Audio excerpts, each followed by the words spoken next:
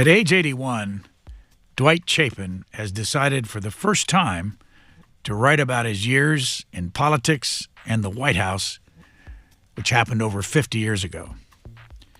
His book is called The President's Man, the Memoirs of Nixon's Trusted Aide. In his first chapter, Chapin writes, quote, "I knew Richard Nixon well. I started working as an organization field man during his California gubernatorial campaign.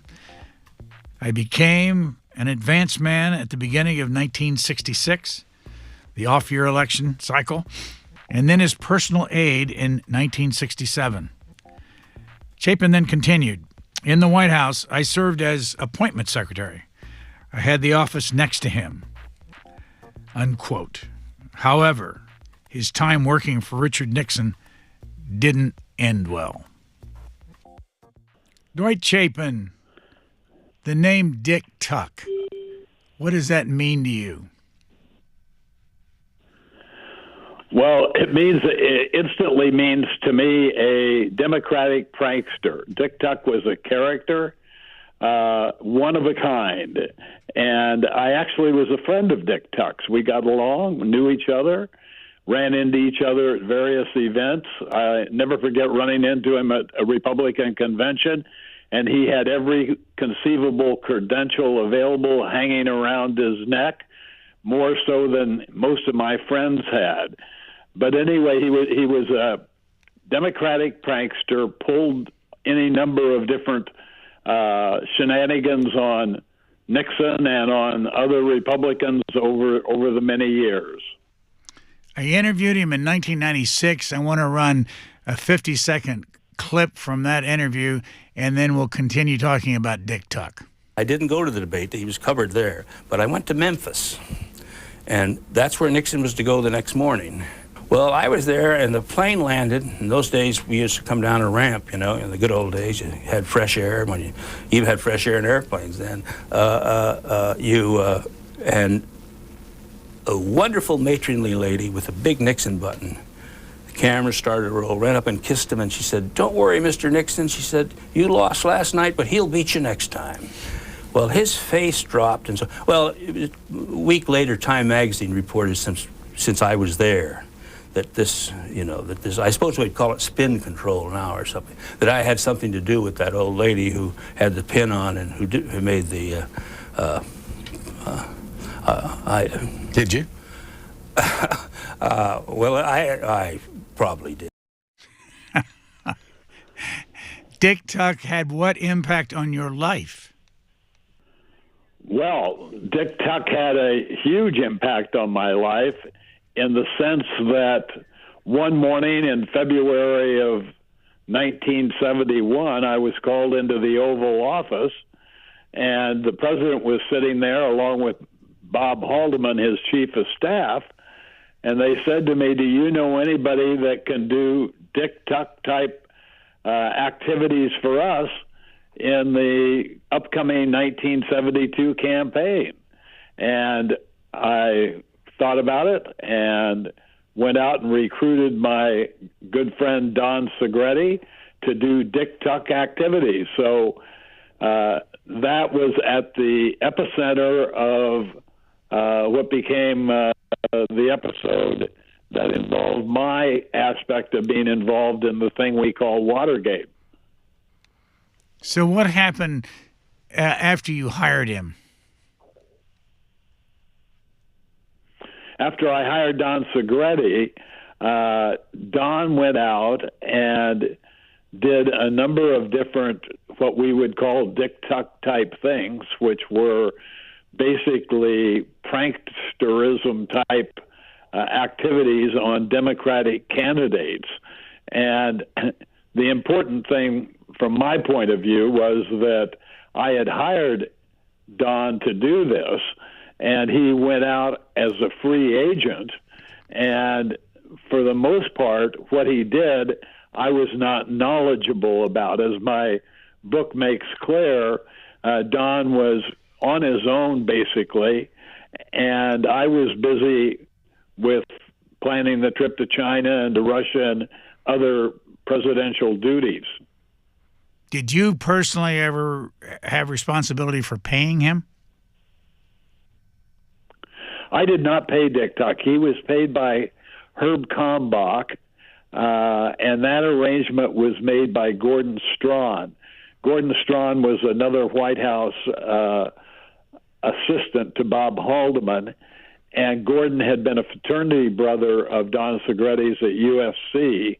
And once the decision was made that we would use Don, I turned over the payment responsibilities and how all that would work to Gordon, who then worked it out with Herb Kalmbach.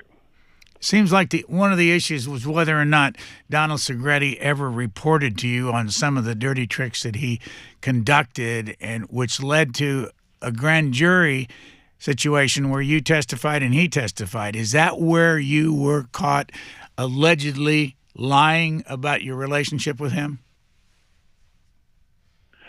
Yes, what happened on that was that when Don testified to a grand jury, he said that when I hired him, one of the reasons that Dwight hired him was because he was a lawyer and he would know what was right and what was wrong. So when that happened, it made it almost impossible for them to indict me for anything that Don did. But the prosecutors took me to a grand jury and asked me a series of questions about Don and his activities. There were some things that Don had done that indeed I was either semi-aware of or had some piece of knowledge that he had done it. And when they asked me particular questions, I responded not to the best of my knowledge or not that I recall, thinking they were going to ask me more questions, and they never did. And so what ended up happening was I got indicted for basically sloppy answers to the questions that they asked me. I've got it detailed in the book. It's obviously complex and hard to get across in a couple of minutes here, but it was definitely my responsibility to tell the truth, and it appeared, and obviously it appeared to the grand jury, that I had hedged on the truth, and therefore that's why I was indicted. Did his answer to questions before the grand jury have anything to do with ending up getting you indicted?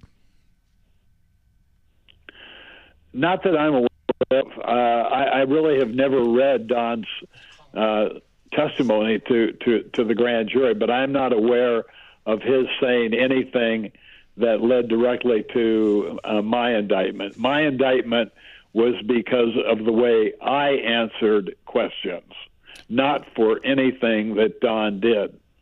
The reason I ask you these questions about Donald Segretti and the grand jury is that if it hadn't been for Dick Tuck and it hadn't been for the president wanting dirty tricks in the campaign of 72, and it hadn't been for your friend Donald Segretti, would you have gone to prison? No, absolutely not.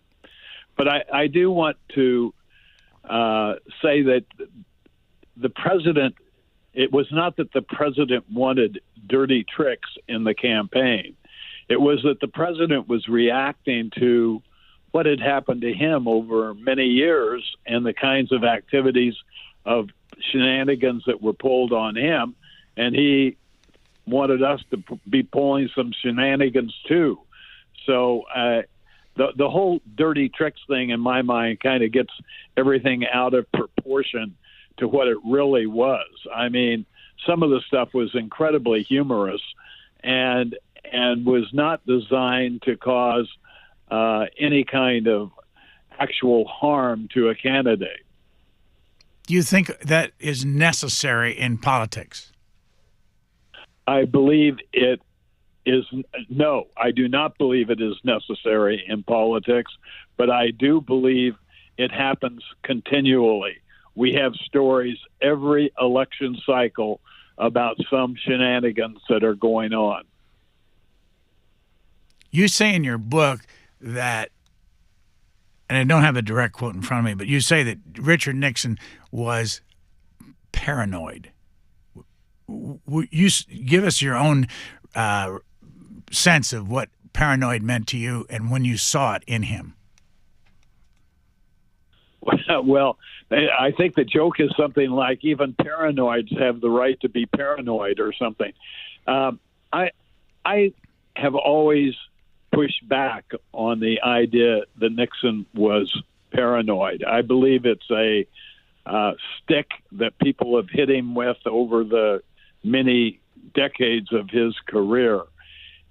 What he was very apprehensive about motives and about the motives of the press and the Eastern liberal establishment, and he was overly cautious to the point that he would suspect something was happening before it might even happen.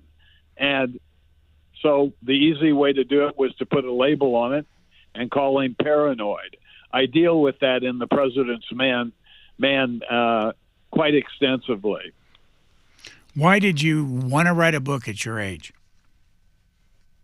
I wanted to write a book at my age because I think I'm at a better age to write a book and to look back over the history of my own career and my life with Richard Nixon.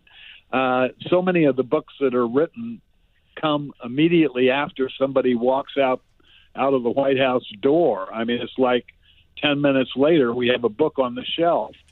I waited. Many people over the years had heard my stories or talked to me about various aspects of my White House career and felt, hey, why don't you write a book?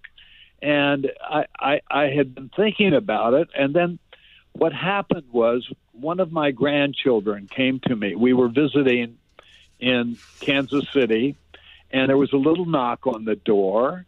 And my grandson, who was probably 7 or 8 at that time, looked up at me, and he calls me Pips. And he said, Pips, did you work for a president? And I said, yes, Matthew, I did. And he said, but did you go to prison? And I said, yes, I did, Matthew. And he said, well, did the president go to prison too? And I mean, this little voice, and I invited him in to sit on the bed. And I said, Matthew, someday when you get older, I'm going to tell you the whole story. And that was really a trigger point for me. I felt that it was necessary for two major reasons. One, for my family and the generations of my children, grandchildren that are to come, for them to know what happened to their grandfather and great-grandfather. But more importantly, I had found in terms of talking to people over time that I had stories and knowledge and information on Richard Nixon that gave a different viewpoint of the man. Not to be defensive of him. That was one thing that I wanted to make sure I avoided in my book.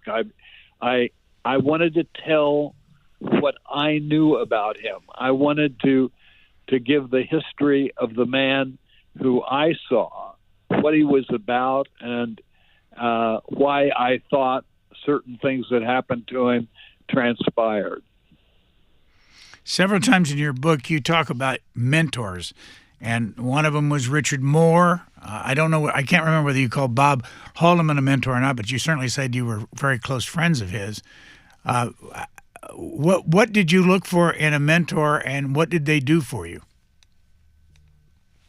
One of the blessings of my life has been the number of mentors I've had over the years and the tremendous gift they have been to my career.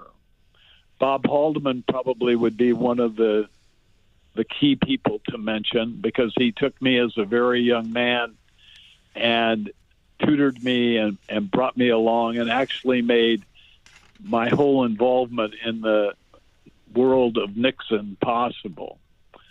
Then there was Herb Kalmbach, who was the person that first hired me in 1972. And he advised me on my career all the way through the White House and then on into later life. Richard Moore, you mentioned, and Dick was a senior person in the White House with phenomenal judgment. And a lot of my mentors that I went to, keep in mind, I was a very young man when I came into the White House. I was in my late 20s, and we had these more senior men around that I would go to for advice and for counsel, and who, by the grace of God, were kind enough to help shape my career. Tex McCrary, one of the great public relations men of all time, he trained Barbara Walters and Bill Sapphire and any other number of people, and Tex became one of my great mentors. He was never on the White House staff, but he was of counsel to us, not even in a paid position, and we would tap his reservoir of knowledge, and he was one of my mentors. So, how did all this happen? For some reason, these men were kind enough to share their experience and their wisdom with me, and by the grace of God, I got it. You do, though, in your book say that Richard Moore, who was one of your mentors, lied to you. Yes, well, Richard Moore was part of a small group of men, to include the President of the United States, John Ehrlichman, Bob Haldeman, and John Dean, who came to a conclusion while I was on a vacation in Ireland after the 1972 campaign. They came to the conclusion that I would be leaving the White House. And Dick Moore was involved in that. And when I went to talk to him, after I learned that I was going to have to leave the White House, he never told me that he had been involved in these conversations. In fact, he acted surprised. Now, I've been around politics long enough, and I have learned enough to know that sometimes men have to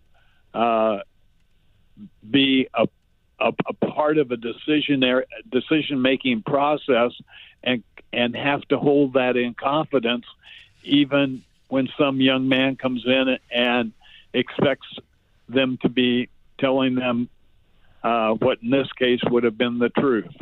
And I cleared the air with Dick. I let him know that I knew that he had not been truthful with me, and he apologized to me. We were at a luncheon together with my friend Henry Cashin, the three of us, when all this came up. And Dick apologized, and I said, Dick, I forgive you. I understand how it works and why you had to manage it the way you did. And, of course, my book is full of a lot of different stories that where we find these kinds of contradictions or ways that it works when you're in the White House. And it's not always pretty. I mean, there are situations like this that happen, and they have to be dealt with, and they appear so much different when you put the public light on them. You were not involved in Watergate. My memory is you didn't testify before the committee, or did you? I never appeared before the official Watergate committee.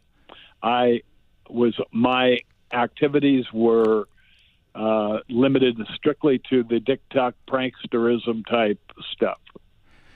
You report to us that the FBI came to see you in your office to interview you, and the next morning it ended up on the front page of the Washington Post. What was the interview about, and how did it get to the Post within 24 hours?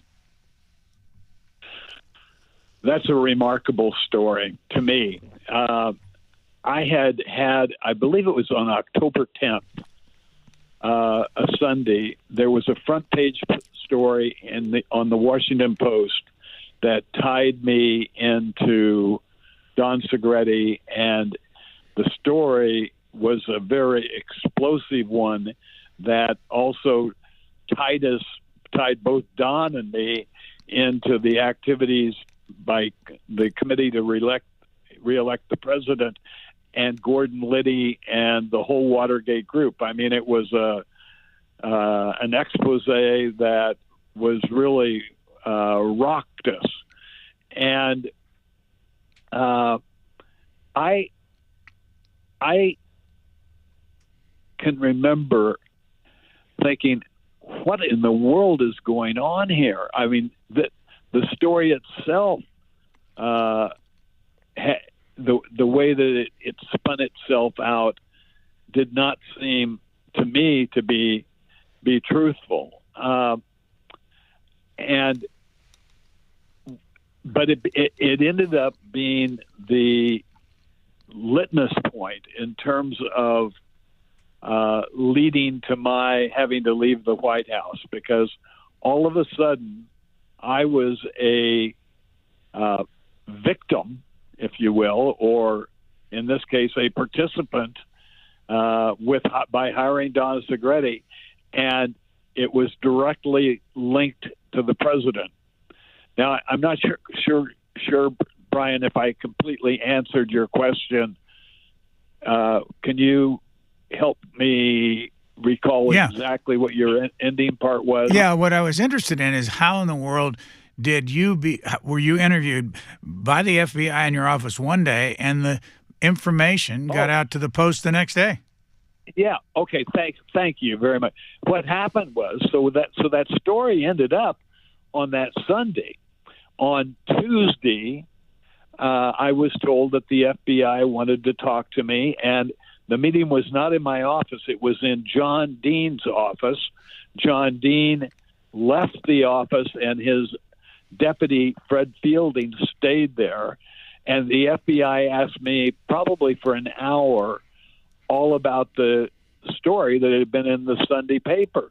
And I answered every question, and to the best of my knowledge, I answered every question honestly. Then the next morning, that details of that interview were in the Washington Post. And the agents came back a couple of days later, and they wanted to ask some follow-up questions, and they spent the first 10 minutes talking to me and apologizing, letting me know they had no idea how that information had ended up in the Washington Post.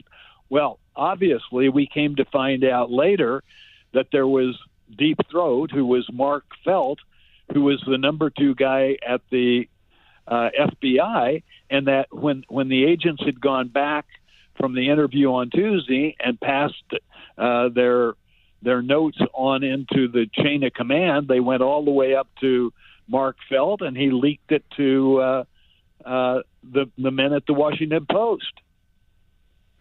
You know, we never saw any outrage about the fact that the number 2 guy at the FBI was leaking to the Washington Post. Do you have any idea why not?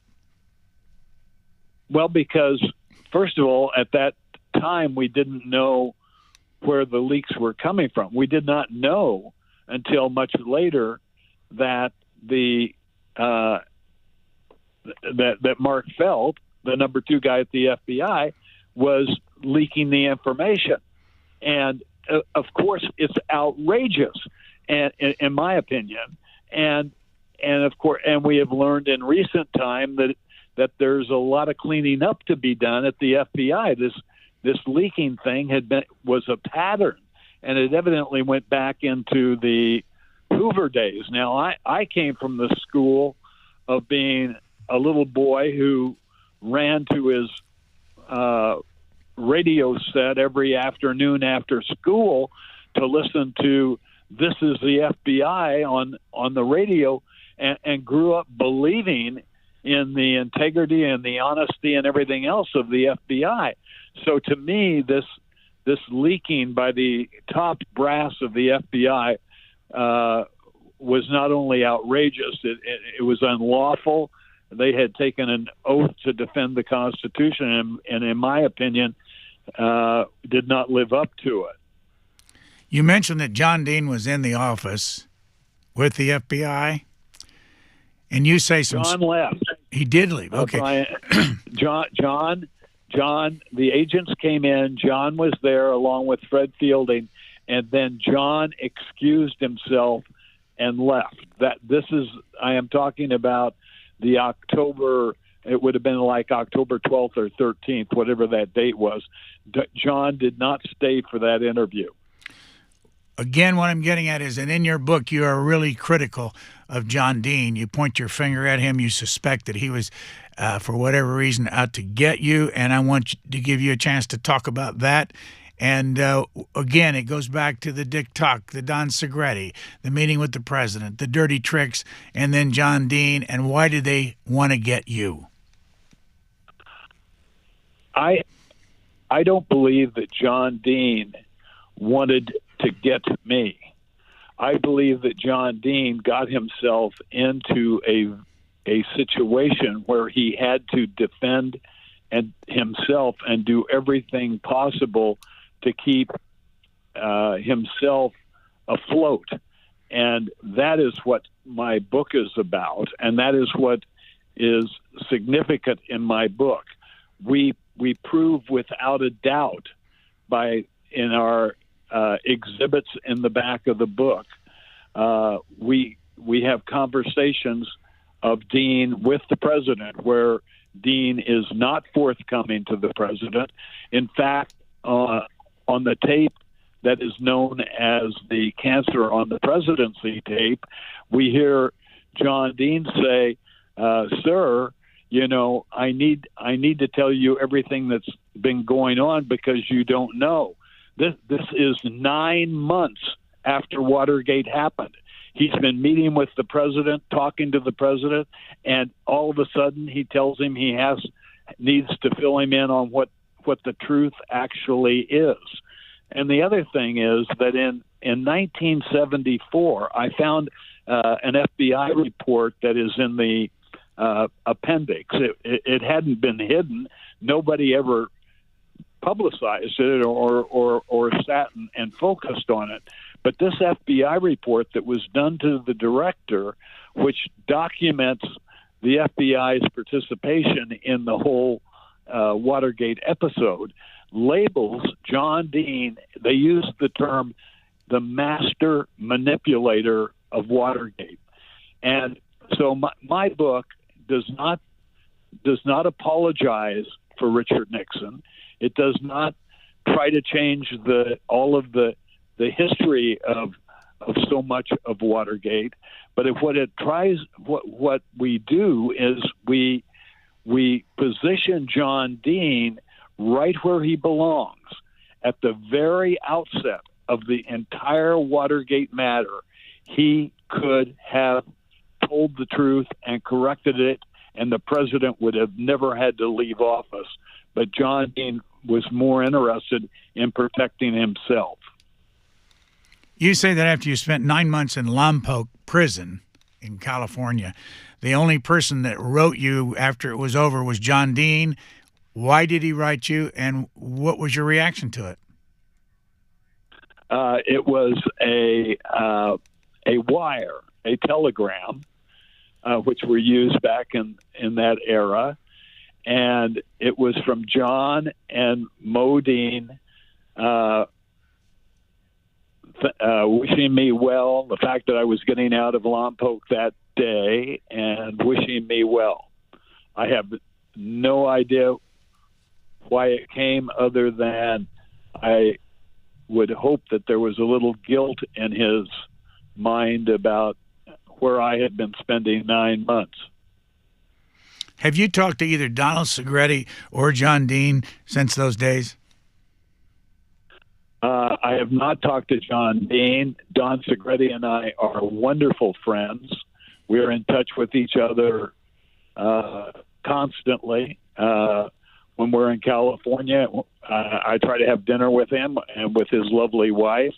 They're wonderful people, and Don was a victim of circumstances, was very hurt. Don basically did absolutely nothing wrong, and I have always felt bad that I got him into this Dick Tuck role and the consequences that he faced.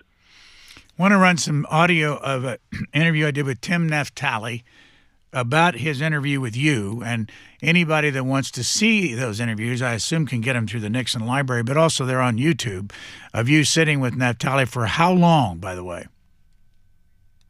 I believe Tim interviewed me for 3 or 4 hours. Yeah, I watched 3 hours of it, I know for sure, so that if there's others there, I didn't see it. But anyway, here's Tim Naftali talking about you. He came to the interview, which we did in New York,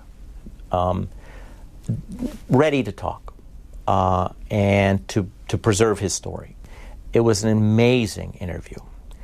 It got Chapin, I believe, into trouble among his colleagues and led to a controversy for the oral history program because Chapin said something on tape that he did not say to the Senate.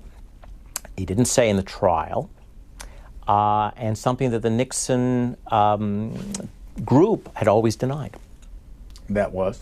And that was that it was Richard Nixon who was there when the Dirty Tricks campaign was ordered. That Nixon was too smart to order it, but he was sitting in the room with Haldeman. It was done in Haldeman's office, which is why it wasn't taped.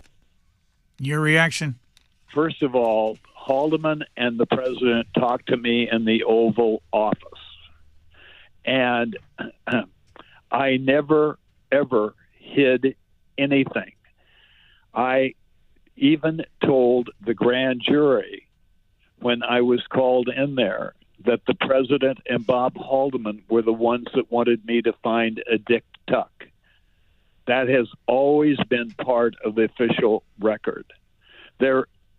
You cannot find anyone that would say that in some way I got, quote, in trouble or whatever else with other Nixon people because of the fact that this was hidden and I exposed it. Let me tell you this. I did go to prison because I was convicted by a jury in Washington, D.C. of committing perjury in their opinion. I have never felt that I did, but the jury in Washington, D.C. did feel that I committed perjury. I have focused, particularly after going through this episode, on my trustworthiness, my honesty, and that is what I have tried to do in this book.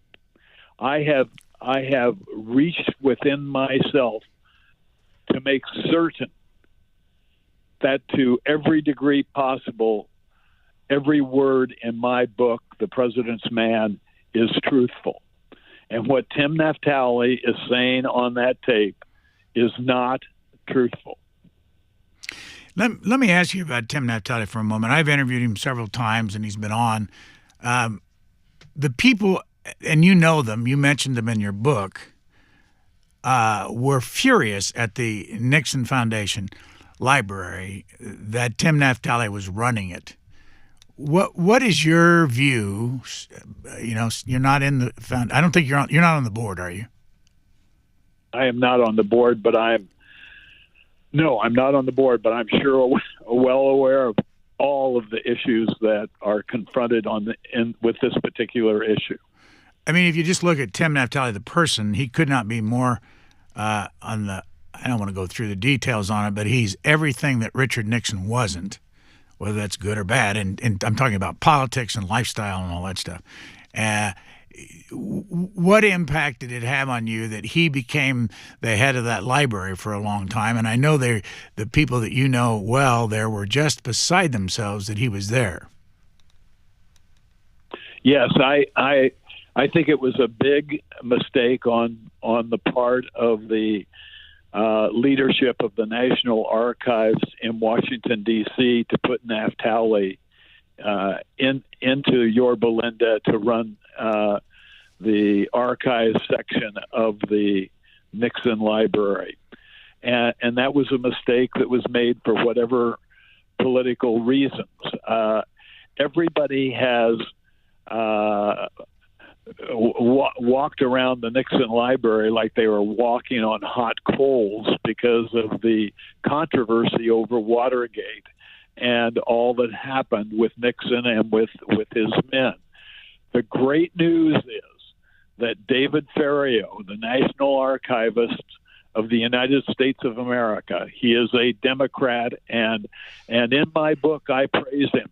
This man is absolutely sensational. And he grabbed a hold of that library after Tim Naftali left, and he reorganized it. He put great leadership in place. The working relationship between the independent Nixon Foundation and the government side of the National Archives could not be better. It works smoothly. We did a $20 million renovation of the Nixon exhibits. I happen to have been appointed by the board of directors to chair and run that operation, and we had nothing but cooperation with the National Archives. And the legacy of Tim Naftali at the Nixon Library is ancient history, and we all hope it disappears forever. Talk about how you did this book. The book was written by utilization of my diaries that I kept during the period that I worked in the White House, by all of the memorandums and materials that were collected that are part of the National Archives and are available in Yorba Linda, and by a treasure trove of letters between Bob Haldeman and myself, over 150 letters that Joe Haldeman, Bob's wife, gave to me after Bob passed away. They were the letters that I had written to Bob in the early days of working with Richard Nixon. Plus, I had a gentleman by the name of David Fisher, who has worked with many authors over the years, and David had a system. He interviewed me over 30 times for 3 to 4 hours a session. We had over 800 pages of notes, and he would not only take an issue, but he would ask me. He would probe. How were you feeling? How did you feel when this happened to you?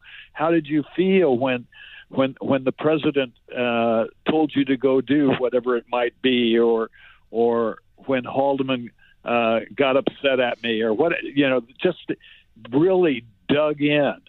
And so the way that we got the book together was by taking all of this material, getting it organized. David Fisher had a system for working with kind of a card file system, and he put together a first draft.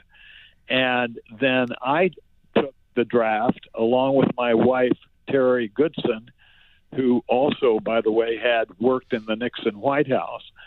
And we spent weeks reworking the drafts. And then I had 3 or 4 friends that I had picked to be readers, and we massaged it, and that's the book. That's the book that's coming out. By the way, sometime in your life, and I don't want to go into great detail, you were married to a woman named Susie, is that right? Yes, Susie Howland Chapin. And you're now married to another woman. Did this experience of Watergate have an impact on that first marriage? I think that the impact of Watergate, coupled with, all of the other things that happen in life, yes, it had an impact. But there were other extenuating reasons for Susie and I separating. She was an absolutely wonderful person, and it was a sad thing all around, as most divorces are. What impact did this experience at the White House have on the rest of your life? The impact of working at the White House afforded me an absolutely fantastic life. I say that I feel so fortunate that it happened to me when I was such a young man, and not as it did with many of the other men when it was the capstone of their careers, because I was able to take all of the lessons that I learned, positive and negative, and to use them as building blocks throughout my life. And I've had a very enriched, wonderful life, one that is full of family and friends and unique experiences, and that it was that base at the White House that gave me that phenomenal footing to build the rest of my life. You talked about the impact of God on your life, and this just kind of popped out at me as I was reading your book, that you, Bob Haldeman, and Mr. Ehrlichman were all Christian Scientists. What did that have to do with your relationship during the White House years? Not much. They both, Bob Haldeman and John Ehrlichman, were much more devout Christian Scientists than I was. I went to a Christian Science Sunday school because my mother's parents were Christian Science, and my mother taught Christian Science Sunday school. But by the time I was into my early teen years, I was going to Presbyterian Church. I went to the Methodist Church. I went to the Union Church. I was focused on going to places of worship where the minister became the important thing more than the ideology, if you will, of the religious beliefs. I operated off of, and I still do. I love messages. I love Dr. Norman Vincent Peale and his power of positive thinking, and so I acclimated that way much more so than to the Christian Science beliefs. Although I do believe that many of the tenets of Christian Science are healthy and healthy for me in terms of my mental attitude.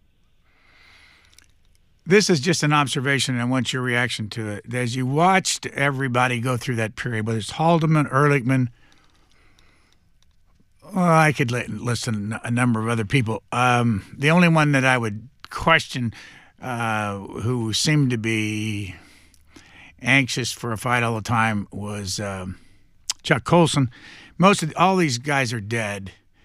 And as you look back on the administration, if it weren't for the mental attitude of Richard Nixon, would the rest of you all have done what you did?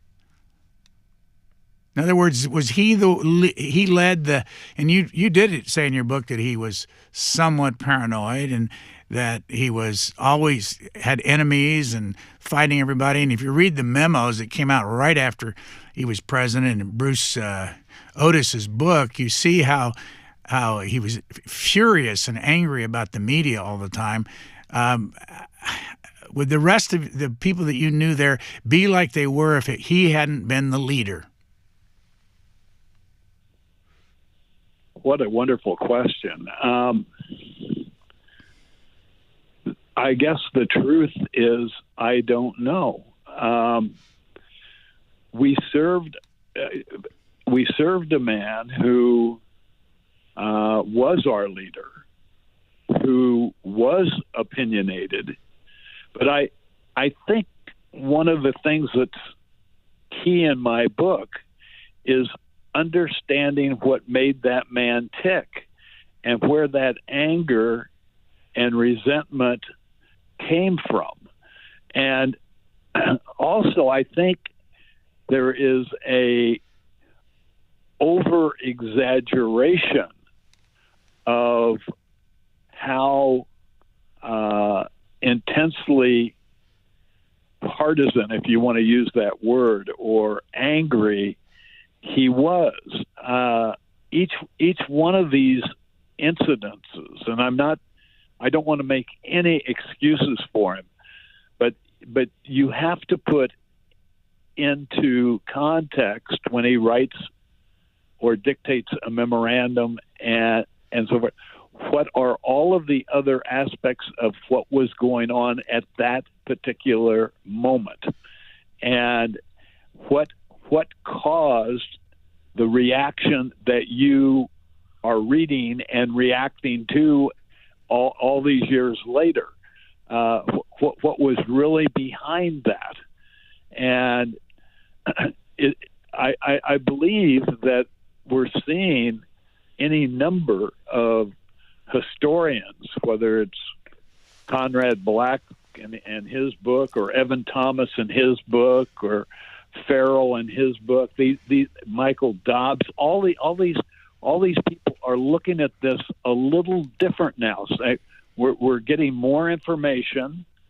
I had a unique experience with the historian Douglas Brinkley and Luke Nichter, where they said, this book is filled with new details on almost every page, and we're learning new things, and it's going to force us to reassess Richard Nixon once again.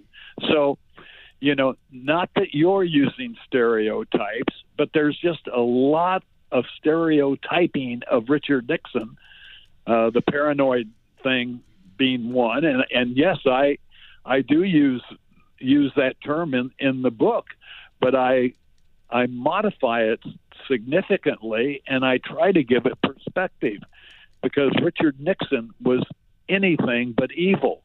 He was an incredibly good man.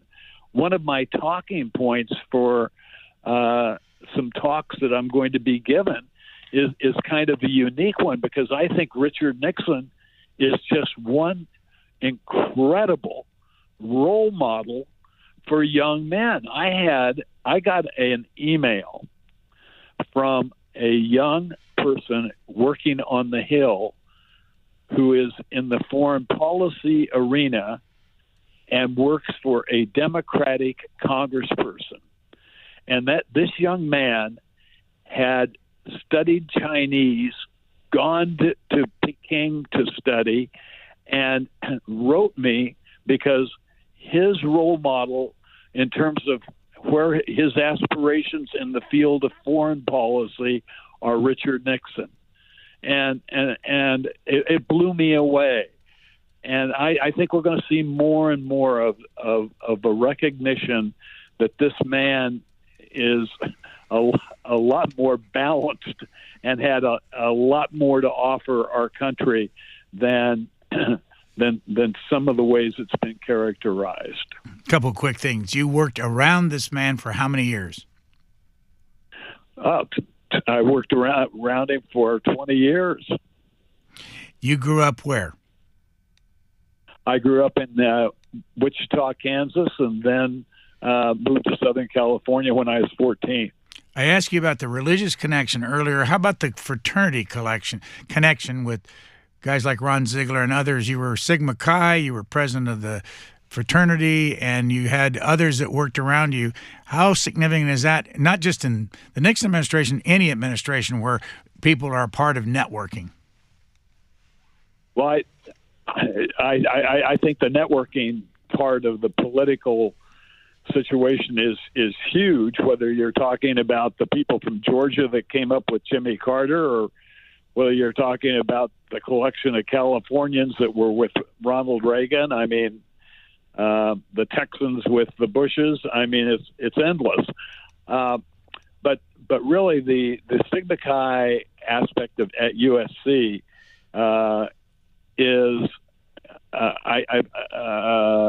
it's interesting because Sandy Quinn, who was actually in the Reagan administration, was Nixon's assistant press secretary under Herb Klein in the 1962 gubernatorial campaign. Sandy was kind of the ringleader of the Sigma Chi group that got involved with Richard Nixon in 1962, and that involved Ron Ziegler, Tim Elborn, but really not me. I came in through a different door. I was hired by Herb Kalmbach and Bob Haldeman, and Sandy was not involved in that hiring. But it was it's interesting that there were so many Sigma Chi's involved that go back for so many years.